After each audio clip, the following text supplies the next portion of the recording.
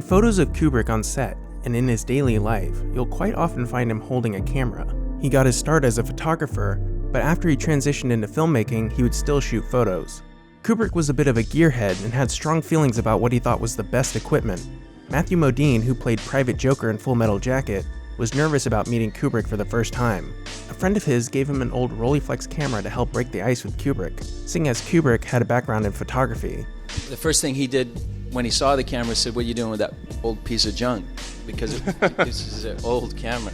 And he talked me into purchasing he told me what lenses to buy, what camera body to buy, what camera bag to buy, what film stock to buy. And I hated everything that he told me to buy, but I fell in love with this old box camera. Kubrick's recommendation was a Minolta, and whereas Modine ended up sticking with a Rolleiflex, it got me thinking, what were the cameras that Kubrick liked?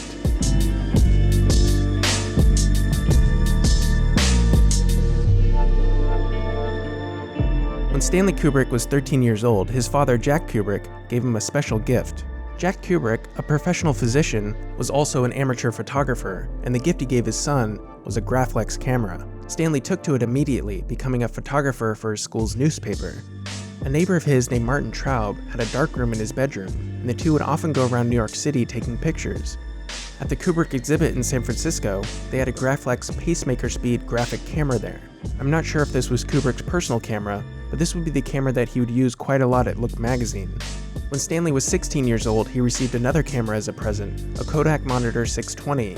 This camera shoots on 620 film, a medium format film, that is much larger than the 35mm film that most are used to. The pictures give an extremely great amount of detail. 620 film was discontinued in 1995, but they still make 120 film, which is pretty much the same film.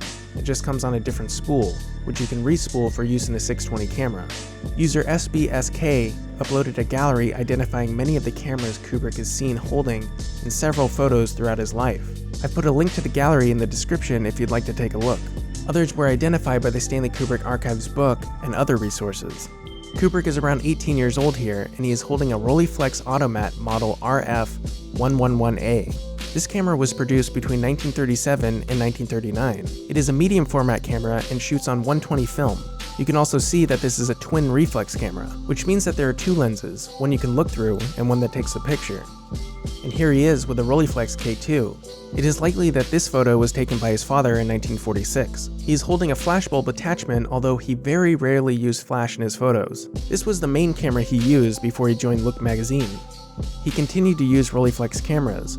Here he is with a Model K4, and here's another photo, this time with a 35mm Rollie. When Kubrick worked as a photographer for Look magazine, he used a Graflex pacemaker speed graphic camera. This was the main kind of camera used by the American press before the mid-1960s. Kubrick was known to use a Polaroid Pathfinder 110A on his film sets for continuity, but also to test the lighting setups. The Polaroid would be set up to give an image that looked very close to what the motion picture camera would produce. This way, he could see what the setups would look like on film before he shot the scene. This famous self-portrait of Kubrick was taken with a Leica 3C. The 3C also makes an appearance in his other self-portraits, this one, and this one. If you follow my channel, you've probably seen this photo of Kubrick and Arthur C. Clarke working on writing 2001: A Space Odyssey. This camera on the desk is a Pentax K. Here he is holding a Hasselblad, another medium format camera. I'm not sure about this one, but it looks like it could be a Nikon F. I'm also not sure about this one.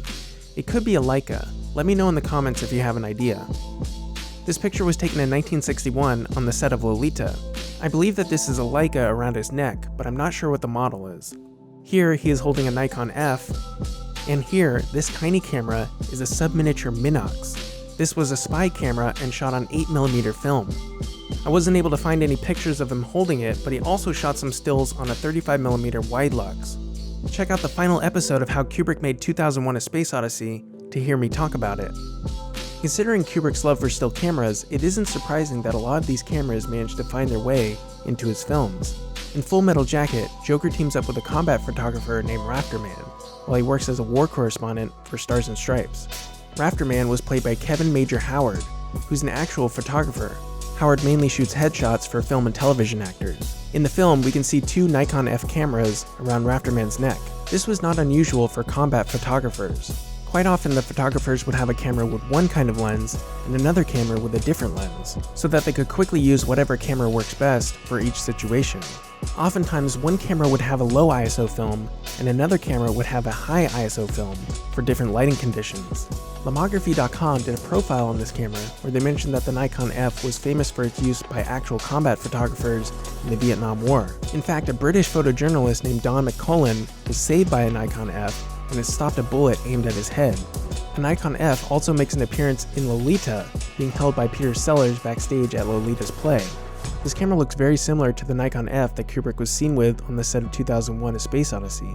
Could it be the same one? When it came to motion picture cameras, Kubrick was quite fond of his Reflex 35 Tc Handheld camera. This camera had Cook Speed Panchro prime lenses. It was pretty lightweight. You can see that there are 3 lenses that are mounted on the camera at the same time in order to change easily. This camera could hold 200 feet of film, which equates to about 2 minutes of shooting. The lens sitting next to this camera is a Canoptic Tega 9.8mm wide-angle lens that Kubrick would use for shots with extended depth of field. Here's Kubrick using his Reflex 2C on a Clockwork Orange. Kubrick was known to shoot all of the handheld shots in his films himself. Here's the same camera on Barry Lyndon. NakedFilmmaking.com notes that around this time, Kubrick opted for smaller crews than the ones used on traditional studio pictures. This way he could save money and shoot longer. You can also see the 2C here with a 9mm Canoptic lens for that super wide shot of the reporters. And of course, what's a camera without a lens? At the Stanley Kubrick exhibit when it was in San Francisco, they had an entire room devoted to Kubrick's lenses. There were a bunch of lenses that Kubrick filmed with, which were adapted from still camera lenses. This Novaflex telephoto lens, a 400mm f5.6 lens, was made for still photography, and Kubrick had it adapted for use on Barry Lyndon and other films. Here are some lenses that Kubrick got for a Mitchell BFC 65mm camera. After using front projection for the Dawn of Man sequence in 2001: A Space Odyssey, Kubrick wanted to use this technique again for subsequent films. He bought the Mitchell BFC 65mm camera to shoot what would be the backdrops for other films, but ultimately decided against it. Many of these lenses had to be converted to fit the Mitchell camera. This large Cook-Verotol 20-100mm T3 zoom lens was used on several of Kubrick's films since the early 1970s. The placard at the museum said that this lens was last used to shoot Nicole Kidman and Skye Dumont dancing in Eyes Wide Shut. To the right is a lens that was adapted for 35mm use from 16mm, and this lens was used for the long zoom shots in Barry Lyndon and A Clockwork Orange. Perhaps the most famous of Kubrick's lenses is the Zeiss Planar 50mm f/0.7 lens by Carl Zeiss. This lens was used on the interior scenes for Barry Lyndon, and in some scenes, the interiors were lit only with candlelight. This would have been impossible to capture on motion picture film, as there didn't exist a motion picture lens to capture a proper exposure in such low lighting conditions. Kubrick, delightfully stubborn as he was, decided to adapt a lens that had only been used by NASA at that point. The lens has an f-stop of 0.7, which indicates the relation between the focal length and the diameter of the maximum aperture. This refers to how large the opening is that the lens is seeing through. The larger the opening is, the more light is able to reach the film. The number after f has to do with how big the opening can get, and the smaller the number, the bigger the opening, which is known as how fast the lens is. During that time, an f/0.7 lens was able to get 2 stops faster than any other high-speed lens available. Kubrick had the lens redesigned by Cinema Products so that it would work with his Mitchell BNC 35mm camera. Now, there isn't a lens in the world that can save a bad story, but Kubrick's quest for perfection applied to every phase of making his films, and the equipment was no exception. Thanks for watching. I want to give a special thanks to my patrons over on Patreon. Without your support, I wouldn't be able to make these videos. And if you're new here, please hit that subscribe button now because there are plenty more videos on the way for cinephiles like you. Thanks again for watching.